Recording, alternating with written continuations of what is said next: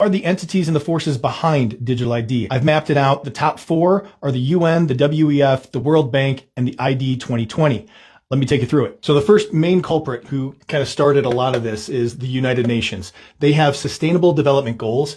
And in 16.9, they state by 2030, they want to provide legal identity for all, including birth registration. These UN agencies want to frame digital ID as necessary to participate in the digital economy to access services. This is how they're going to lock you in. Now, the UN is working closely with the World Bank. The World Bank has a program called Identification for Development, or ID4D. This promotes biometric digital ID systems for low and middle income countries. They're always going to start with them because it's easier to get them to comply and to roll it out. And they'll gradually work their way up to the first world countries. The top donors of this program, the usual suspect, the Bill and Melinda Gates Foundation, the UK government, the French government, Norway, and the Ahmadiyar Network. This was created by the eBay founder. They call it a philanthropy, but they have a goal to hardwire humanity toward a digital future. That sounds lovely, doesn't it? ID4D, it has a partnership with the United Nations and the WEF and the Euro Commission and the GSMA. This was an interesting one. It is the Global System for Mobile Communications. It is an association, a nonprofit, that represents mobile network providers' interests. It's the digital ID for your phone that'll eventually progress probably to a microchip that is implanted in you. Step one, get it on the phones, get you used to having a digital ID on your mobile phone. And so the GSMA is part of this whole partnership. Next, we come over to the WEF, the World Economic Forum. They are considered the main thought leader when it comes to digital ID.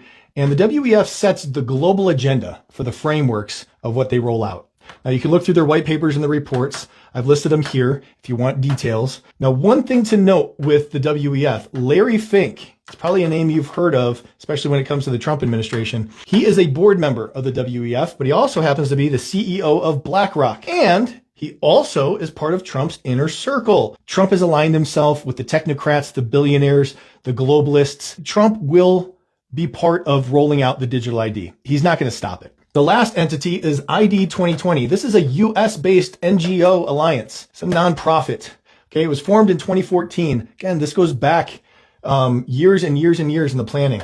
Their goal is to promote privacy-protecting digital ID that's aligned with the UN Strategic Development Goal. This ID 2020, this alliance, is a public-private partnership with all the major corporations. We're talking your big tech corporations, your big healthcare organizations, your big IT infrastructure organizations, your big financial institutions as well. I just listed out a few, but I wanted to highlight Microsoft, Accenture, Gavi Vaccine Alliance, and MasterCard. So out of ID 2020, Gavi and MasterCard, and Gavi is the Vaccine Alliance, they partnered to create a digital vaccine record to track children in underdeveloped countries. It uses MasterCard's technology.